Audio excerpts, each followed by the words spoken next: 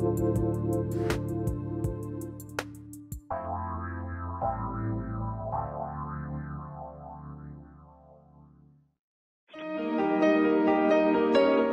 to the Dr. Pat Show. Talk radio to thrive by. Powerful, inspiring, and coming to you live, bringing you stories of people like you and me, busting through and living life full out. Get ready to dare to wonder what your life would be like if you knew you could not fail. Welcome. It's so great to have all of you tune us in and turn us on. Yahoo! We are getting ready to fire it up for another week. Yeah, this is positive talk. Well, look, in a minute, you're going to be speaking with me as well as Ameera Beth. We're going to be talking at the wonders of the Andaras, and you're going to find out what that's all about. But you're going to also really hear about this energy, this incredible crystal, let me just call it. This is really the time we're living in where we get to really look at and explore the different aspects of who we are, how we operate in the world today, what we do, and what that's all about or not about. And so this week is an interesting week for that. I will, just so you all know, for the lineup for the week, and Benny, you as well, we are going to have a powerhouse lineup. I am going to be preparing to be away at Jessica's just amazing upcoming wedding. So Linda and I are going to be doing a road trip.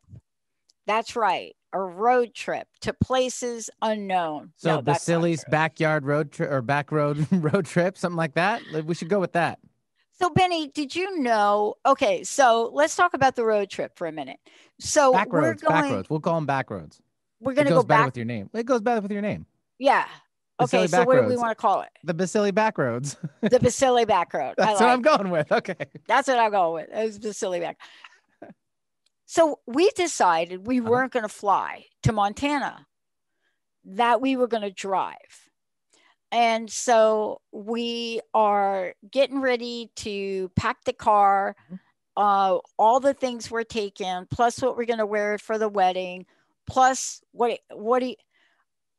you would think that if you looked at the room where we got all this laid out, like you would be thinking, are they going to be gone for like a month?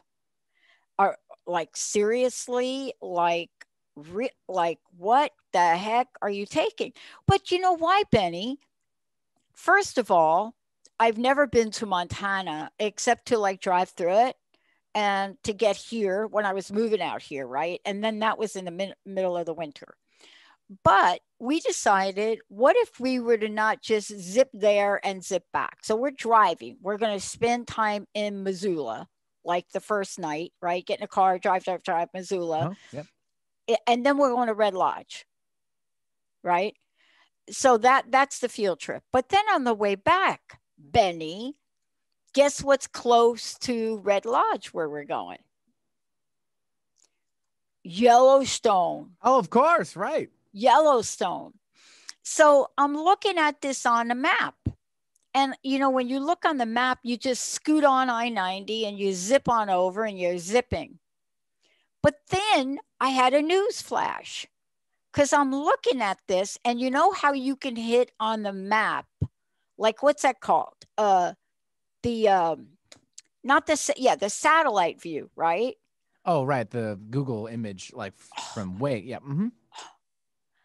And then I realized that as we're scooting over and we're going to get to Montana, and we think we're going to go from Red Lodge to Yellowstone and then the Grand Tetons, right? And then we'll come back. We're not going to have enough time to do. Did you know that that's like 13,000 feet up? Wow, I didn't know that. Do you know that? I knew it was high. Didn't know that high.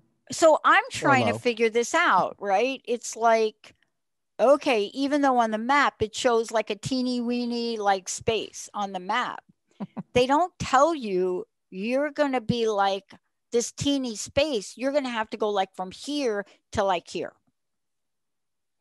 Right? Oh, yeah, totally. I wish Jessica was available. She could hop on here until Ameera gets on.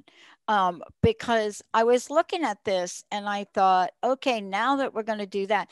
But then the other thing was I was calling around and I just assumed that parks and places to stay in a park are going to be like open. So I made that assumption, and that is not a correct assumption. Really? It's, yep. So the park may be open and they're open certain times, but where are the other places in case you have to stop and use a restroom and things like that? Correct. Okay. I don't do road trips. I fly. The only road trip I think I did was from school in Ontario, California. That is like east of LA back to Seattle. And what my idea of a road trip is, how fast can you drive your car to get from LA to Seattle? And I think I did it in a day. I think it's like 17 hours. But I didn't realize that Montana and Idaho and Red Lodge, where we're going, I think it's only like 12 hours, but we're not going to be pretending like we're in our 20s again. Just saying, right. Benny. Yeah, we can't. There's no quick overhaul in this one. No, we're going to actually stop in Missoula and then we're going to be hopping up and getting there. Sure. But it's fascinating for me because you have to think about, this is a time where for many people, maybe you realize it or don't, but we are still like in the middle of the COVID-19, right, Benny? Mm-hmm. Even though I think in our state, I think we're doing really pretty well here. But there are all these new rules now. And I was just fascinated by this. So I'm going to have to show you what I got for Jessica's wedding to wear, because you still have to wear masks. So how do you do a wedding and do the 6 feet and do the mask? How do you do that? Well, is it an outdoor or indoor wedding? It's outdoor unless it rains. Got it. So it's per weather related. Got it. Right. But I don't know about rain.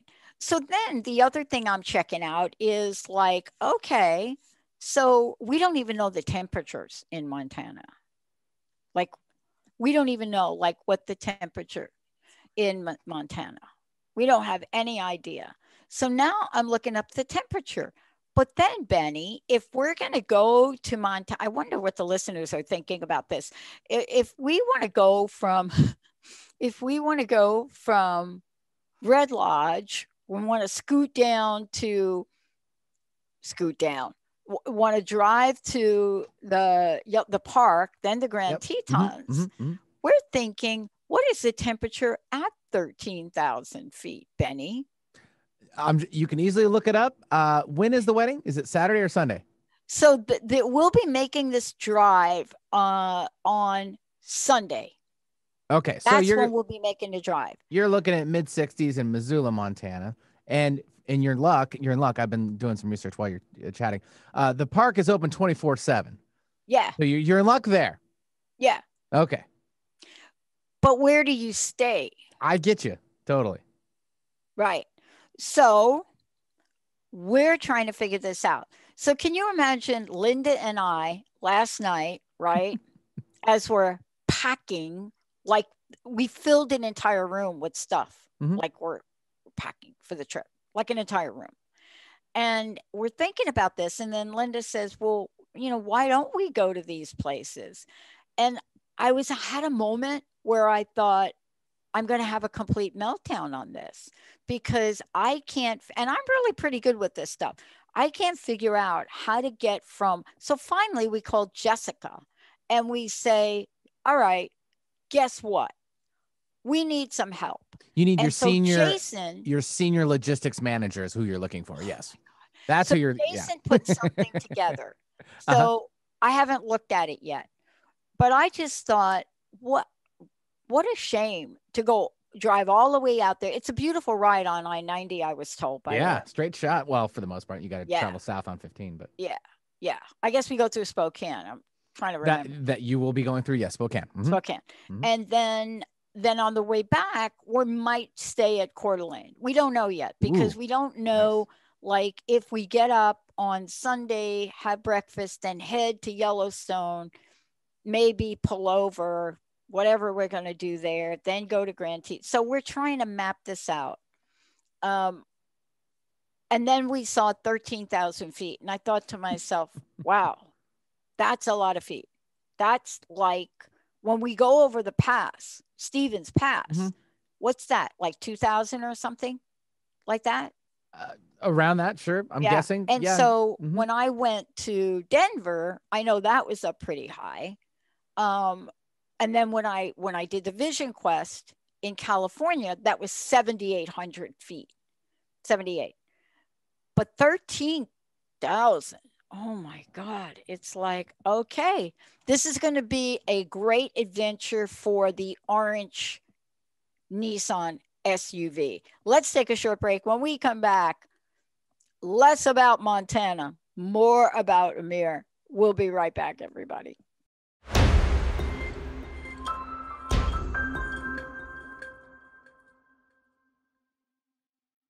Yeah, we're on the road. We're getting on the road. We're getting. You will have a very special time in Montana. Oh my God. Ameera, you all get to go.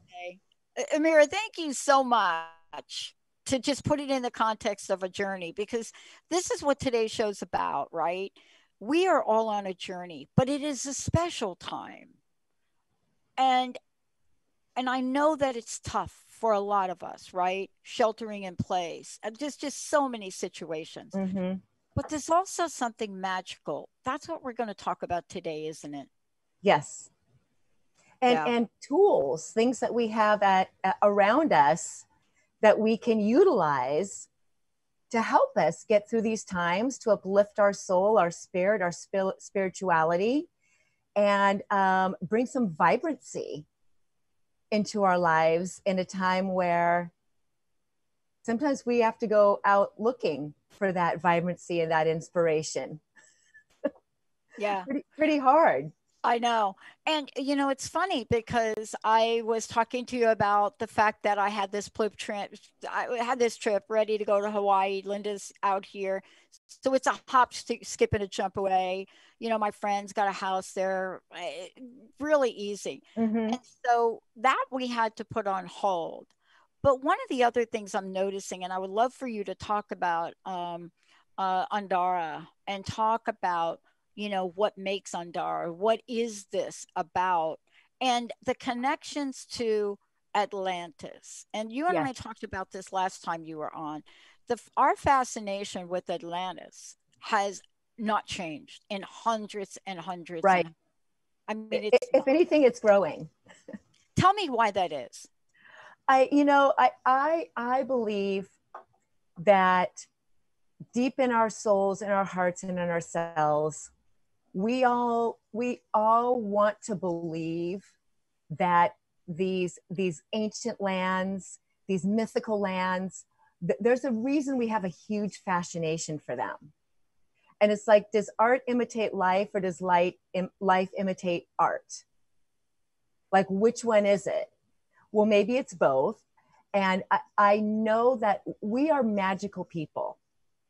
And humans want to be like little kids, and we want to believe in magic, and we want to believe in fairy tales, and we want to believe in things that are outside of what we get spoons fed in the 3D that can be so mundane. We really want to feel connected, and I think we know that we are connected to something greater, to something more than this kind of 5 sensory reality that we have to sort of roll around in every day, that kills the magical child in all of us, or at least has that magical child go to sleep. And, you know, the adult has to come through and make a living and do all these things in the 3D world. And so people become fascinated by shows about Atlantis and Lemuria and Avalon Yeah. and outer space and under the sea, because it reminds us of our magical selves, our true selves, our magical selves. Yeah. I mean, but this is really fascinating too, because for you, and I was talking about this before you came on, for you, your world and the world that you have so embraced and are teaching us about is teaching us about, the Atlantean energy, or shall I say interactions, or consciousness is a better word, I think, because that's what I see showing up in all of these films, whatever you think about, right? Pop culture, not pop culture, who cares? But there's a consciousness that is being raised. But for you, an Atlantean priestess, for you, understanding and a conduit to the mirror world, there's so much to bring forward in our lives. And one of the Right. things that I know that you bring forward too is when we look at things, we look for the tools. We're Right. looking for the tools. Let's talk from your perspective about Andara and what that wisdom, knowledge, what the connections are when we think about the beauty and the power of crystals. Now, for me, I never thought I would see imagery quite like what we're seeing now from people attempting to portray or ancient memory of what they think the Atlantis energy, what this energy looks like. And it is vibrant, it is bright, it is. Yes, it's alive. Yeah. Tell us about this from your perspective, because it doesn't come without tools or without wisdom to us. So it's not just like, oh, there it is. It's there it is, and you can heal. Right. So, Andaras, and I have a lot of them to show and to show your audience. Andaras, when people hold an Andara for the first time, they're very different than any other type of crystal. Andaras really feel like, and they look like, light condensed into matter. So if you could take light and spectrums of light and rays of light, and we all know that color is very healing. All of us to some degree use color therapy, because when you wear a color you really, really like that teal green you have on, you probably put that on, you're like, this is my power color. I feel fabulous in this. And it does something to shift your mood and your energy. And people look at you, they're like, Dr. Pat, that jacket is such a great color. And you're like, I know. So we all utilize color therapy in our lives in one way or the other, because we're drawn to color. Yeah. So Andaras, because of the vibrancy in their colors, they to me, they are literally like light rays condensed into solid form that we can take and bring into our energy field and wear or meditate with or sleep with, that change our biosphere. When I like the word bioremediation. I love that. Bio meaning life. Yeah. To remediate something is to change it. So if you want to change your life energy, there are many things that are available to us, and color and crystals are one of the best tools that are available. I'm so glad you brought this up, because now I want you to comment on this, because yeah, I knew I was going to wear teal today. I picked out a beautiful stone I was given. But then I had to go back. So maybe you can explain this, right? And I think it has to do with this show. And then I went back and I said, well, wait a minute. And I pulled a scarf, and this scarf has teal in it, but it has gold in it. And there was something important for me about wearing gold with this. And I'd love to hear your thought on that, because Linda was saying to me, like, why are you putting the scarf on? And I'm like, I don't know why, to be honest with you. I don't have a why. Because it makes you look extra fancy. I need gold. I needed a little gold. But isn't gold also part of the energy too of this? Well, gold, yes, gold and silver very much, because they are, well, I believe that gold is the strongest healing ray from the divine. That's the ray I work predominantly in and with. It's the Christed ray. It's the ray of abundance. It's the ray of prosperity. It's the ray of nobility. And there's something about having gold in Egypt, they worked primarily with gold. So we think about, we think about power, and we not just power in the form of strength, but power in the form of being aligned with something that walks with us, as us, that helps us to feel our best and brightest and our most powerful in the world. Yeah. I want to ask you this. There are so many healing, and if I could call them this, there are so many healing energies and healing aid to us in healing our DNA and our hearts. There's so much, and intuitively, we know this. I think this is what our attraction is to what we were talking about, what your show is about. There's a there, right? And but not everybody has, let me just call it the inside track like you do, because you are connected to this, right? And so when you think of yourself and your connection to Andaras, when you think about that, when you feel it, when you lean into it, how would you describe it from your perspective? Well, it's very interesting that Andaras and I both came into the world at the same time. The first Andara was found on Lady Nellie's property, and Lady Nellie was a Choctaw Indian woman, in February of 1967, which is the year and month of my birth. So I'm totally aligned with them because we're the same Earth age. And when I found Andaras, when I refound them in this life, I had already been working with them in dream time and past life regression. I saw them during past life regressions when I went into the healing caverns under the temples of Atlantis.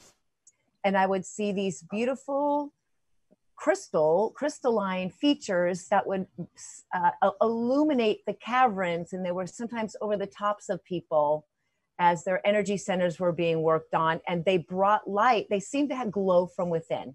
And they brought in a light source and color therapy to the healing temples, because the healing temples under Atlantis and the temples of Poseidon were very dark because they were underground. So they were the source of illumination. And when I found the Andaras, I realized that that's what I had been seeing in my meditations and my regressions all this time were, and I'll just show you like some of the vibrancy and the striking colors in the Andaras.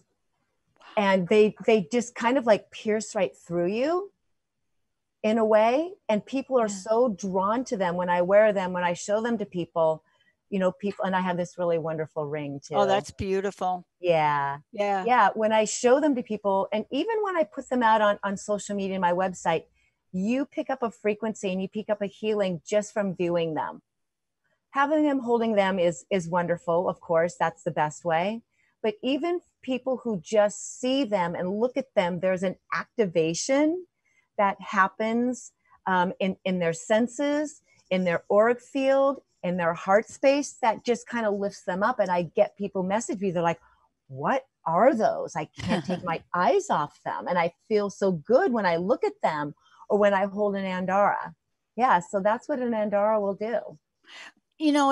I want to talk with you about this when we come back from break, because we sometimes think, or at least my experience is, my own healing journey, I had to discover it was as simple as you just described. Now, I'm not saying that the understanding and having a full open heart is easy, but the idea of it, and to allow oneself to feel something, that is part of what I learned in working with different kinds of crystals. And what you're describing is almost like putting a key in an ignition and starting the engine. And that is the power of what I think we're talking about today, right? Right.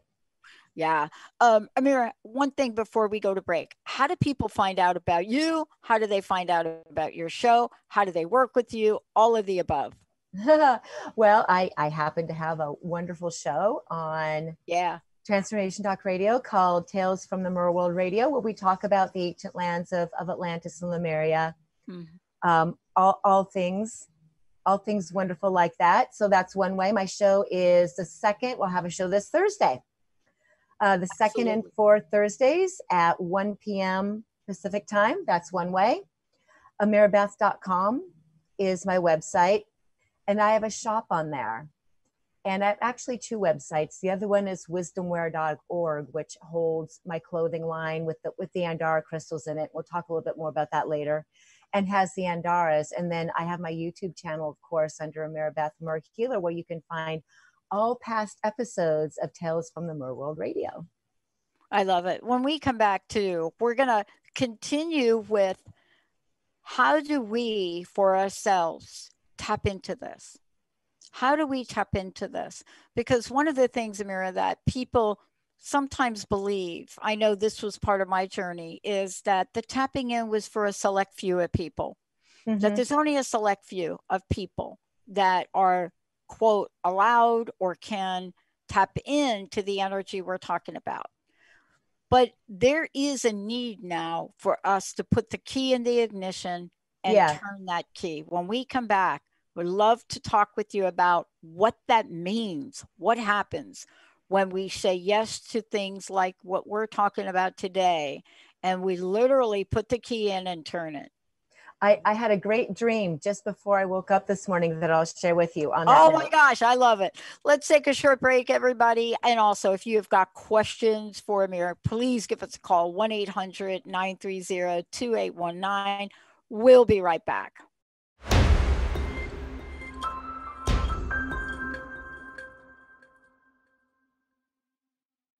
Wow, everybody, welcome back. Look, for all of you today, we are talking about, you know, what my very special guest, Ameera Beth, lives and breathes, the wonders of things. Ameera, if you please tell folks also, again, how they can find out about you, but also what you've got planned for September 1st, because you're going to be filling in for me and working directly with Mr. Benny here. I am. I get to host the Dr. Pat show. I'm very excited. I am going to bring on my friend Jeremy White, who is in England, and he is a Celtic Nordic shaman, and he specializes in, like, one of the things I haven't really talked too much about is Avalon, and this man is, when you think about like Lord of the Rings, he looks like he walked out of that movie. And of course, he's got the English accent, so he's very, very authentic. And he is extremely attuned to the fairy world there, to the Nordic gods and goddesses. He teaches runes, he teaches classes. He's a Celtic shaman. He's really an amazing person. So he is going to share with us from across the pond over there. He's going to bring that Avalon, Glastonbury, Stonehenge, fairy realm energy and let us know what he's been working on as far as doing some healing in the fairy realm. So really excited to talk to him. Aren't you? Okay, I didn't know we were going to talk about this, but let's just follow up because this is tied to our healing and healing our DNA. We were talking about how tied our culture is and the culture around the world is to the mirror world, to Atlantis. I mean, so how do we know this? Well, there are a couple of things that people use as baselines for whether or not people have a popular view on something. One is what they read. Number one, what they read. They measure you. But then they also look at what you watch and what the fans watch and what people watch and what you watch in the movies and on television and all of that. And the most popular shows of 19 had to do with this, whether it's Sirens or there was another one that came out that was short-lived that everybody binged on. But now you're bringing up something interesting about the show you're going to do and your guest. The top-ranked viewing, reading, even if you look at Lord of the Rings, you're looking at this now. Whether it's Netflix, whether it's a movie, everything is about fairies. Everything. It's like we're now trying to connect these worlds in our pop culture. And you know what I think? This is what I think, that everything, of course, works through our subconscious.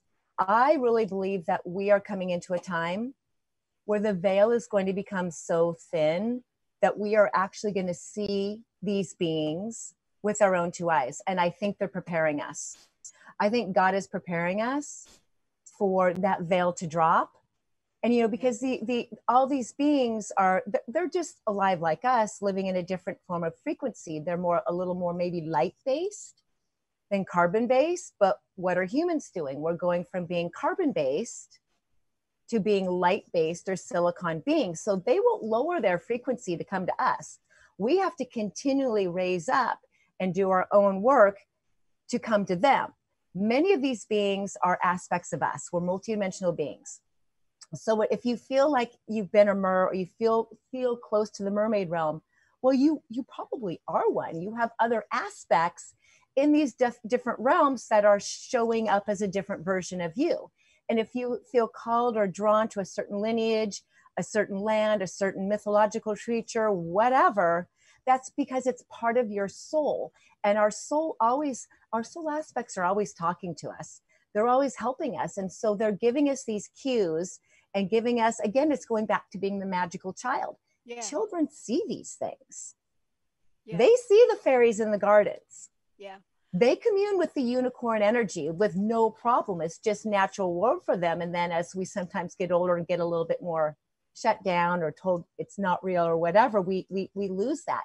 So adults are opening that back up. We are opening that back up with the help of all these new earth children who are just coming in throes, just coming in so quickly into the planet, who are holding that frequency and keeping it, like they're not getting shut down again.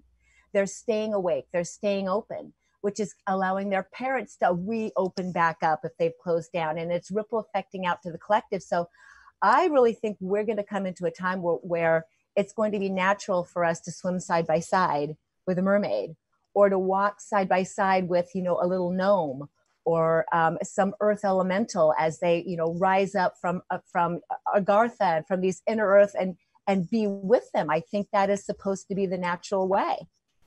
You know, so once upon a time, right? Oh, did I just do that? No, go right ahead. Once upon a time, I got to, in my academic world, many, many years ago, right? I can't remember if it was my undergraduate or whatever it was. It took me 13 years, by the way, to finish an undergraduate degree. So when you all hear me say don't ever give up, I really mean it.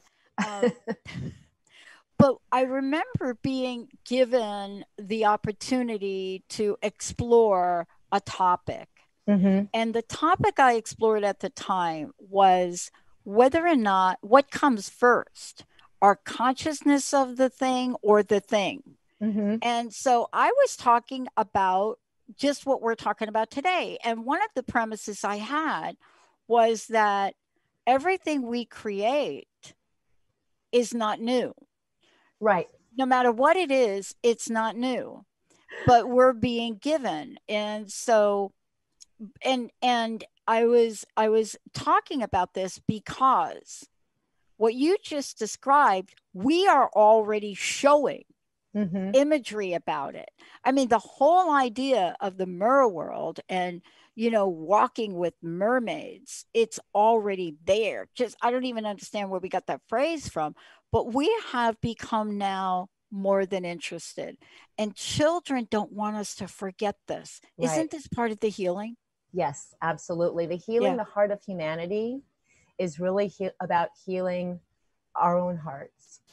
It's really about starting with healing our own inner selves, our own inner child, that magical child, that innocence, that purity that we all come here with, and somehow maybe becomes distorted because of this very interesting world we have around us. And so children will carry that naturally, and they will, that's why people are drawn to children. We just all want to be free. You know, we all just want to be free and feel that vibrancy and that aliveness of truly having no agenda. Yeah. And having no expectation, and just that joy and bliss. I mean, any guru will tell you the key to life, if you can be in joy and bliss, you've won at life. It's that simple. Yeah. You know, I was, a friend of mine said to me, now I'm not sure why.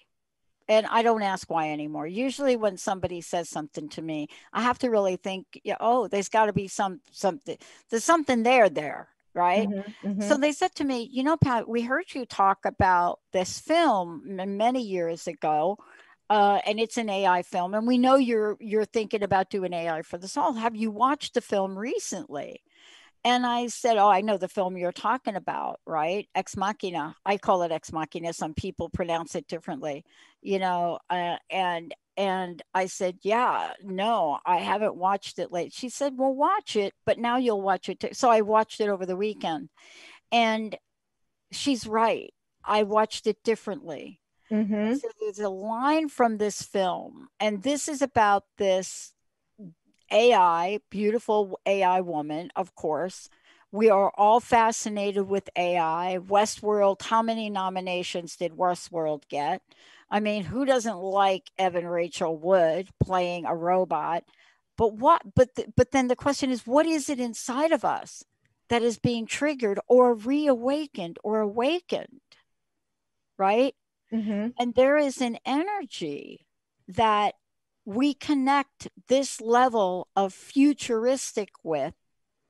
Now we're connecting it with the Atlantean culture. Right.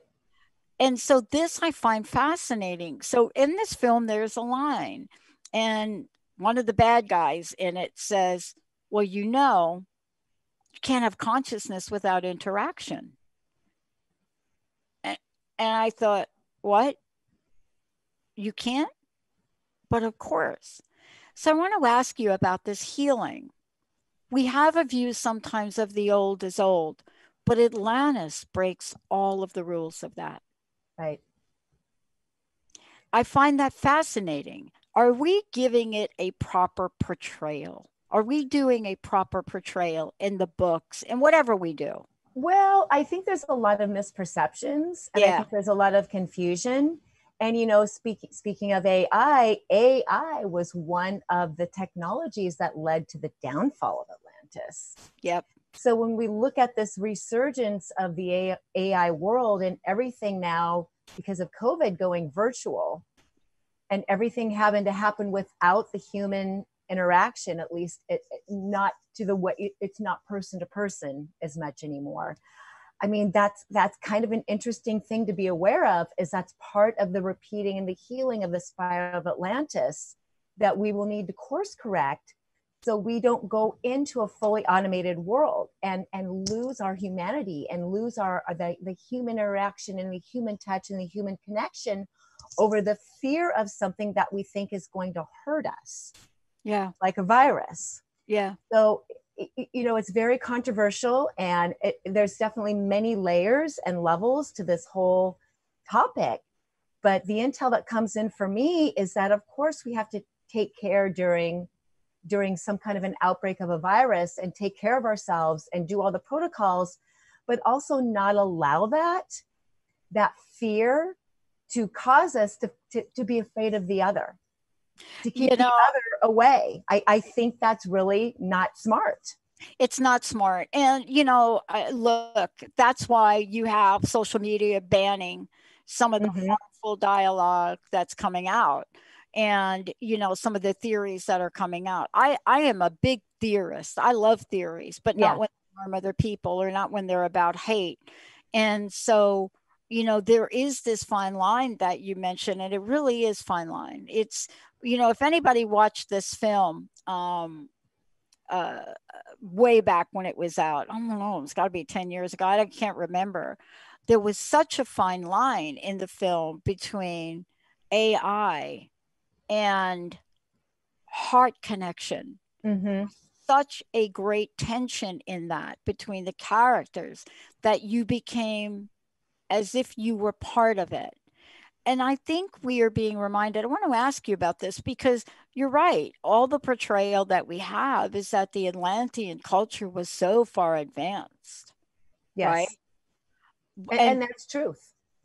And it is. And so then people would ask, well, how did that advancement not help them survive? And so I think we don't get that our own advancement is causing the waters to heat up a Right. half a degree. And people are saying, oh, a half a degree in the ocean, that's nothing. Well, wait a minute.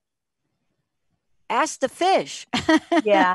Well, and there's natural cycles. Right now we are in a natural global warming cycle, and Yep. the earth changes over eons of time. The earth just changes. Absolutely, humanity contributes to a lot of those things happening, but we have to remember: create, destroy, recreate. And even if all technology went away, even if all industry went away tomorrow, this planet would still continue to change. Yeah. Nature would still do her thing.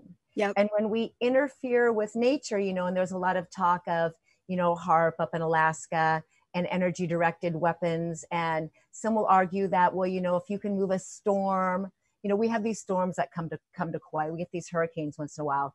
And somehow, and we have the largest military base in the world here, by the way.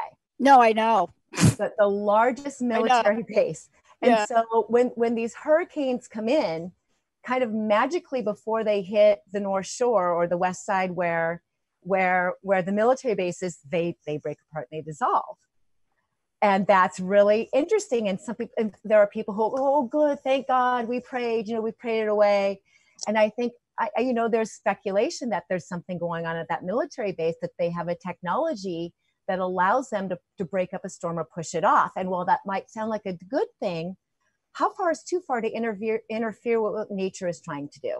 And isn't that the question, though? Because that is Atlantean. Yes. I think it's Atlantean, but it's also Lemurian. I mean, whatever the culture is that we want to point to, right? It doesn't matter. Right. We could point to Egypt, yes. right? We could point to ancient Egypt. We can point to the Mayan culture, and it's like a relativity blueprint, right? Mm-hmm. So it was like me, you missed it during the first part of the show. It's like me not realizing that as I drive to Montana and I want to go from Red Lodge to Yellowstone, oh my gosh, that's at 13,000 feet. Like on the map, it's a line. Right. And I think that when we think about ourselves in the way you're describing, we are given signs, aren't we? Yes. We just don't always see the sign. Right. Right. Until it's too late, until it's over and we go, hindsight goes, oh gosh, there were the signs. I had an interesting argument with someone, and boy, I don't argue very often. I'm not an arguer. I'm passionate about the things I believe in. I'm passionate about social justice. I'm passionate about a lot of things. But arguing, my friends will tell you I'm pretty much a lover and I'm not a fighter, but I'm not a lover much either. I'm working too hard. So neither one of those work. But the point, I know that's why I got to come to Hawaii. I'm just telling you. Decompress. But someone mentioned Greta. And I'm a big Greta fan for whatever reason I have.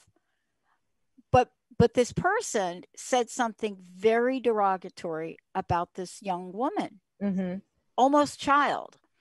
And something inside of me went like, do you really believe that about her? And I don't know this is true, but you have to perhaps help us. The energy we're talking about isn't just about healing our bodies. It's not about sort of this abstract healing. Right. We have to heal our heart. Yes. It's the heart of humanity. Tell us about, in the few minutes we have left, I'd love to hear from you about the power of this to heal the heart, for sure. I believe we really have one job for God, and that's self-responsibility. Yeah. And that is to care for this temple, to care for this being, to tend to our shadows, to tend to our wounds, and create that connection with God, that connection with Source, that direct connection that allows us to become self-responsible out in the world with our energy, our actions, our words, all of it. If you and I and everybody around us could simply just take responsibility for the energy we personally bring to this world, which means means your woundedness, means any of the stuff that happened to you in this lifetime or any other lifetime, to really be brave enough to attempt to heal that and understand our own participation and drop the victim and drop the anger. And I get a lot of people go through a lot of really, really traumatic experiences. And we are also all here to be responsible for how we show up in the world and how we project to other people. If we are all able to do that, then we've done our job for God. Then humanity becomes healed because we've all taken personal responsibility for what we're bringing out to the world that's going to affect other people. And if you can heal your own, and shadows are sneaky things. And, you know, our dark side and our wounds are sneaky things. Our patterns are sneaky things. Sometimes we think we've conquered them, and then a spirit will show us another way. It'll come in with another way to show us, oh, you're not quite there yet. And becoming humbled by the fact that we don't have it all figured out. We probably never will really have it all figured out till we're on the other side. But just continually to go to that part of us that is connected to God and ask, how can I serve today? How can I best show up in the world today? Show me where I can still heal and develop my union with the Creator and my union with my brothers and sisters more deeply. How can I love better? You know, thank you for that. This is a great way to close this show for sure. And I know that this is your message. And humility is one of our greatest gifts and our greatest challenges. So thank you for reminding us. Would you tell folks again how they can tune into your show, how they can work with you? And certainly you're going to be on filling in for me on September 1st. And I can't thank you enough. Yeah. I have my next show. The next Cheers for the Mer World is this Thursday at 1 p.m. Pacific time. And I'm going to bring on a very special guest, my mermaid sister named Sharon Kumara. And the show is titled, Are You Ready for the Red Pill? Yes. And she is going to bring forth, we're going to get real edgy. I'm going to do a real edgy show with her. She's a psychic medium. She was one of my first teachers, actually, when I woke up. And she is going to come in and bring all the ET intel in, all the things happening, the controversial things happening, all that intel in. We're going to have a really lively discussion. And if you are curious to really learn some pretty interesting truths and about the direction humanity is trying to go, come see me on Thursday at 1 p.m. Pacific time. AmeeraBeth.com is where you can find my shop, past life regression service, 13 chakra healings, and then my YouTube channel also, or Instagram under wisdomware _ Kauai. Thank you. Ameera, thank you so much. I look forward to all of the above. I'm going to listen to that show for sure. Ameera Beth, everybody, I'm Dr. Pat. We're going to take a short break. We're not done yet. We'll be right back. Aloha, Dr. Pat. Aloha.